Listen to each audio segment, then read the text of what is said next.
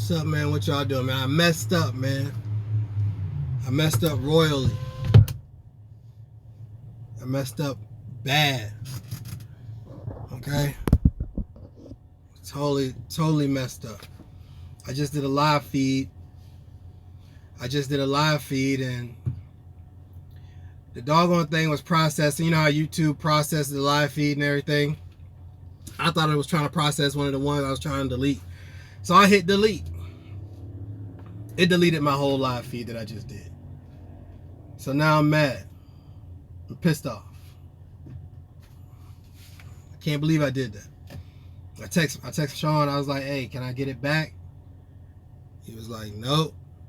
I said, damn. I said, all right, well, might as well go live and tell him that, you know what I'm saying, the video's gone. I just did all that for nothing.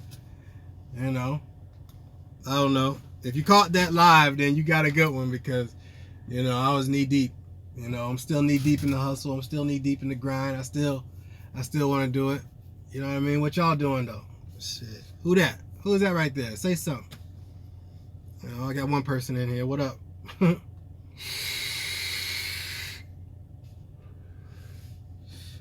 I can't believe I did that. Went live and then deleted it by accident. Oh well. I won't delete this one. You know. I won't delete this one. I'm just kind of. Yeah, I'm learning, man. I'm learning. You know. I don't care. I'll do it again. It ain't like I got anywhere to be. You know what I'm saying? So let me tell you what happened though. Let me tell you what happened. While I'm sitting still, I got here to the company, and they issued me a 2017 Freightliner automatic. Okay, which is cool. You know, it's a nice truck. Same truck I trained in, but my trainer's truck didn't have what they call the optimized idle feature, if you want to call it a feature. You know, it seems kind of weird to me, but whatever. So it didn't have the optimized idle feature. So I thought something was wrong with the truck because it idled for like 5 minutes and then it just shut off. Like check engine lights, everything was on. So I was like, okay. So I call them up, hey man, you know, this truck right here, man, is broke. So I mean, something's not right with it. It just keeps shutting off. Well, they told me, if you think something's wrong with your truck, take it to the shop. I said, all right. Get to the shop. And I didn't even get all the way in the shop. Okay? I got outside, you know how there's people out there waiting. So I'm outside the shop and all that. And I'm talking to one of the old heads who got hella miles. And he was like, what's wrong with your truck? It looks brand new. I was like, it is new. Well, it's 2017. You got 161K on it. But, so it's still new, right? I said, something's wrong with it, man. It's broke. Every time I run it, it cuts off. He was like, well, it's supposed to do that. I was like, who the hell told you that? Like, what? He was like, nah, for real. Like, it's supposed to cut off to save fuel. It's called opti-idle. I said, what the heck is an opti-idle? So he came to the truck with me and pretty much gave me a class on the whole truck. Because my trainer's truck didn't have that. My trainer's truck ran until you cut it off. Same truck though. Well, whatever. But he's a million miler, so maybe it's something about that. Maybe he told him he didn't want it. But anyway, it took me so long to get everything done. Yeah, a lot of trucks got that now. It took me so long to get everything done that, you know, the people who issue the paperwork for you to go get your equipment, you know, tarps, chains, bungees, you know, what do you call it? Winch bars and all that. People who issue the paperwork for that, they went home for the weekend. This happened Friday. So by the time I was able to say, okay, I'm ready to go get my equipment, I hit up my dispatcher and everything. He was like, well, ain't nothing we can do till Monday. I said, no, don't tell me that, man. I'm stuck here till Monday. He was like, yep, I'll let you Monday. Click. I was like, oh, damn it. So I'm just sitting here, man. You know, I'm waiting. Just waiting to get it, you know. And that's just what it is. It's Sunday right now. So when I get on Monday, I'll I'll make another video about me getting my equipment and everything like that. You know, once I already have it. You know, depends on how long it takes the company to issue it to me and my trailer and then my first load and everything like that. But it's like, at the end of the day, I messed up because I didn't know. I didn't know that about the OptiIdle system. So that's why I'm here. I'm still salty about the fact that I just put up a you're not worried about running West Coast during the winter? Yes. I drove here through 70. Like I left Nevada and I came up 15 north through Utah and all that. Then I hit 70 east, you know, right there at the Colorado and everything. So I drove through that monstrosity and I realized that I don't want to take that way back. I'll drive straight down the, I forgot the name of the interstate, but there's one that goes down, straight down the middle. And then I can head west. Because see, most likely I'll be running from like Missouri to San Diego or Red Wing, Minnesota down to San Diego to drop off lumber and things like that. I'm flatbed. So I'll just go straight down south and take the extra 200 miles for free because I'm not finna drive through Colorado and those mountains, man. I just can't. I could do it. I just don't want to deal with it. The chain laws and all that. You know what I'm saying? So I better come to the dirty south. I want to. I'm trying to move back east, man, because I live in Vegas right now, but I'm trying to move back east. And yeah, I'm trying to move back east. So if I do that, I'll be in the dirty. But then I got to deal with all the rain and the floods and stuff. I'd rather deal with that than I deal with this mountainous terrain and these chain laws and all this other stuff. I think there's better pay on the east too, huh? What do you guys think about that? Is there better pay on the east? I think so. I don't know. You know. But yeah, that's what I'm trying to do. I'm just trying to get paid, man. You know, whatever it is I gotta do. I'm trying to move back to the east because that's where all the trade lines are at. You know, I'll run up and down 95. You know, whatever. Boston to Florida, I don't care. You know. Yeah, I came through Phoenix.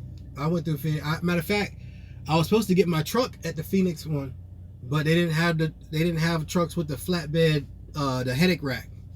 So that's pretty much what it is. You see what I'm saying? So I had to drive all the way from. My wife met me in Arizona, but we went back to Vegas, and then after that, they told me, okay, you got to go up to Nebraska. You know. Well, yeah. Vegas is hot, but I don't mind the heat. The heat don't bother me. I don't want to deal with the mountainous terrain. You see what I'm saying? I don't want to deal with the mountainous terrain of running through Colorado and, you know, Northern California, Oregon, Washington. You know, I just don't want to deal with all that. I'm going to because that's how I get paid. But I don't necessarily want to. You see what I'm saying? So that's where I'm at right now. I want to head east from here. I wouldn't mind heading east from here. Like, you know, I'll take 70 east, but I'm not, or 76 or whatever freeway it is coming through here. But I want to run in the south. You know, I'm thinking about moving back east, probably Carolina, Virginia, somewhere like around there. You know, that's what I'm trying to do. Because I really don't like having 50,000 pounds behind me pushing me down a mountain. That is some scary stuff. You know, I mean, don't get me wrong, the Jake brakes and everything work good and I ain't tripping. But it's like I really don't want to do it. You know. So but anyway, that's why I started this live feed again, because the last one I just did, you know, I deleted it, you know. Oh, you can't. Oh, well, shit. I'm going to tell you something, man. It's not really that bad. Like, running through the mountains ain't bad if you're going through, like, the southern mountains, like Nevada, California, and the south areas. You know what I mean? But once you head north and you running through Colorado, those mountains will make your butthole pucker to a decimal point. Believe it. Where you going to get your CDL from, dog? Where you at?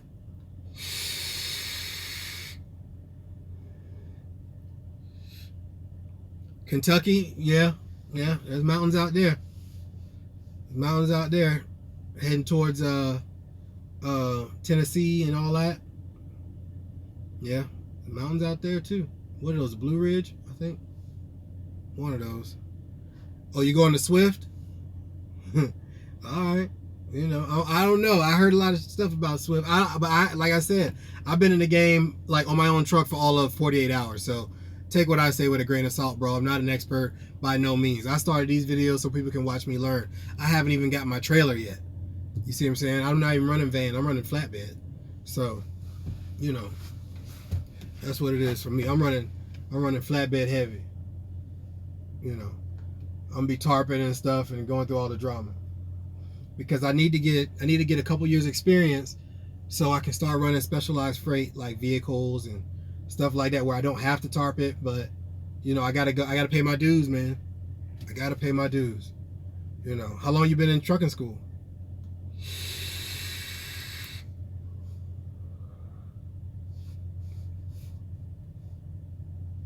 Because it took me about 5 weeks.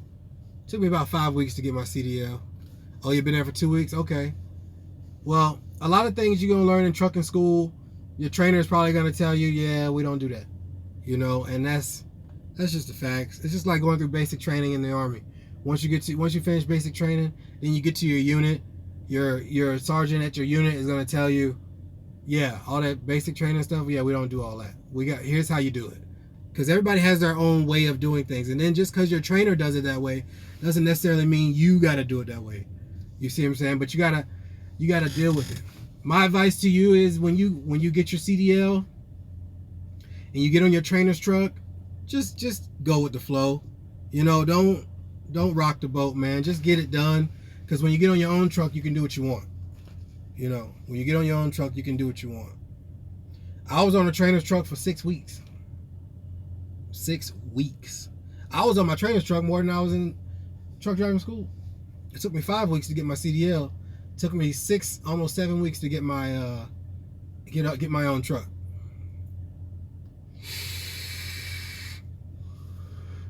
The best part about it is that you're getting paid while you're on your trainer's truck. Like, you're not getting paid. Well, I don't know how they do it there, but the company I'm at, where they pay you on a salary basis until you get off your trainer's truck. You know, trainees get I think that's industry standard, that the trainees get a flat rate. You know, trainees get a flat rate, and the trainer gets paid by the miles that the truck moves, period. You know, and if you're gonna go drive for Swift, I don't know. I think who do I know that drove for Swift? I think it was the Wright brother, maybe it was the Wright brother. I don't know, but I think he drove for Swift for a little while, if not still there, but I don't know. But I would check with him, TRB. He might know. You know, yeah, TRB. Yeah, he might know. I'm pretty sure he knows what the Swift game is like. You know, are you gonna lease one day and buy? Yeah, that's the goal. The goal is to not necessarily lease, but to save up enough money to go down there and to a place where they're selling trucks and just buy one. You know, instead of going through like leasing. I feel like, I don't know, I heard a lot of horror stories about leasing. You know, I have heard some horror stories about leasing, about how it costs so much to do the lease that, you know, you're making money gross, but by the time you finish paying for all your fuel and all your stuff and everything, you're not really making no money. But that's just what I heard. Like I said, take it with a grain of salt, man, because I'm not an expert, you know, by no means.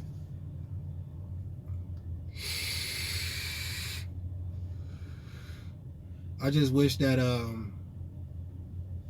honestly, I wish that I had enough money to do it on my own. But really what I'm trying to do, company first, is get the experience of running the truck, you know? Yeah, Mario says it's all a numbers game. Yeah, I hear that a lot too. Like, you gotta, but it also matters where you lease on to.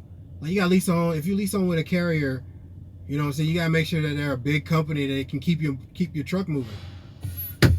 You know, they got to be able to keep your truck moving.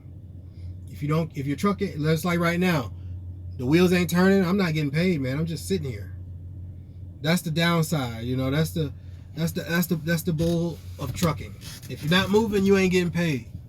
You know, and then some of these companies is like they force you to be a trainer.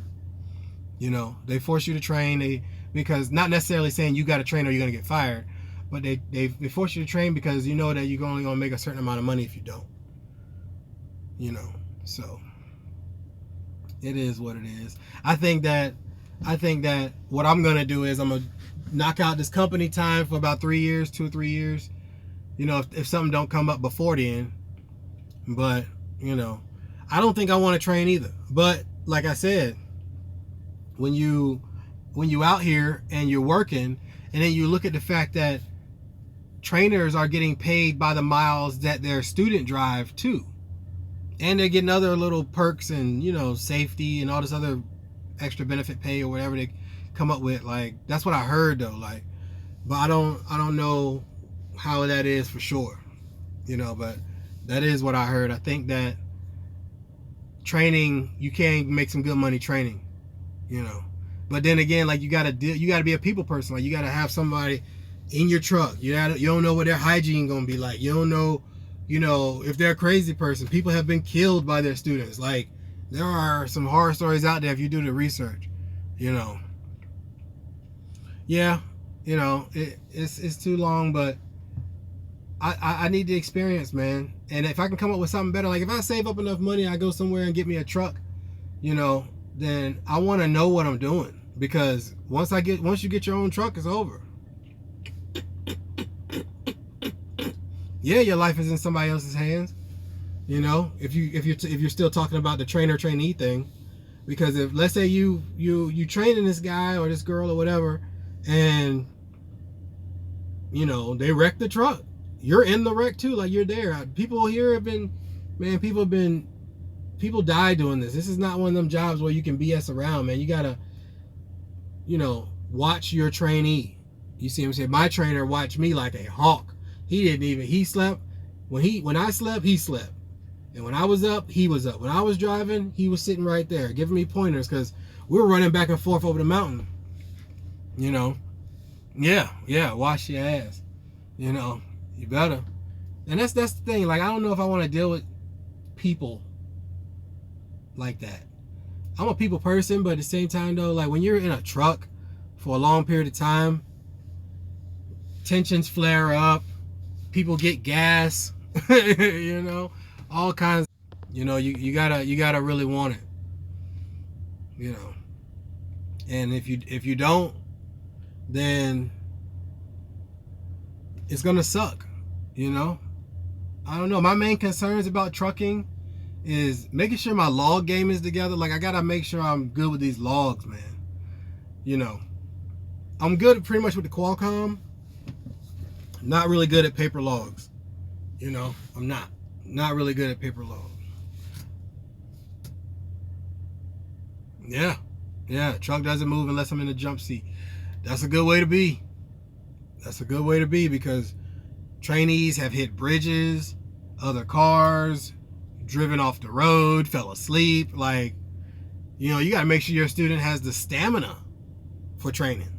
You see what I'm saying? Like, some people can't drive more than 2 and 3 hours before they start just nod off. You know, everybody can't. My trainer was impressed with me because he was like, man, you can drive your whole shift. I was like, I thought everybody could, you know. But he was like, nah, you know, a lot of people can't stay awake and look down the road for more than 3 or 4 hours at a time. I was knocking out my whole 10-hour shift, you know, first day. Like, this isn't work to me. You know, I thoroughly love driving. So, you know, but sometimes you get whiny little students. You know what I'm saying? What about the students you have, bro? Like, you know, I know you ain't trying to put nobody business in the street, but I'm just saying, like, what type of personalities have you had to deal with? You know, because that's what I want to know. You know, dealing with people, and it's like, Then you got people complain they try to get you fired if you fail them. You know, it's just a lot of drama. And, you know, people ain't out here trying to get it like you are, man. You know? People ain't out here trying to get it. You know. But that's what it is, man. I'm about to go get me something to eat. You know what I'm saying? That's a good question though. Is Boyd all flatbed? I heard of him. I always see a flatbed, but I don't know. I don't know. You know, is Boyd all flatbed? That's a good question. I don't know. But y'all stay up, man. You know, stay safe out there. I'm gonna